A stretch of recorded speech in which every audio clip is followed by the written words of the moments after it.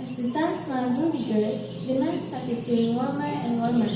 Finally, he could take it no more and started sweating.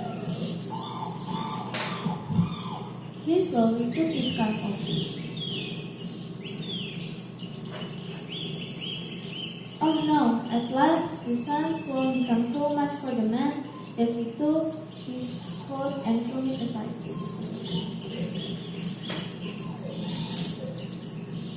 Oh no, it's hot, it's so hot.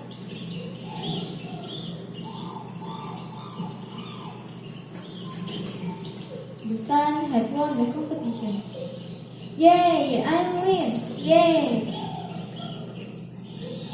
I'm sorry, my friend. I underestimated the effect of gentleness. I thought only the power can make things happen in the world, but I was wrong. Oh, don't worry, my friend. Why don't you blow at him gently so his sweat can vanish? The wind did so. Well, the sun continued to smile at him lightly, and the man went on his way enjoying a pleasant day.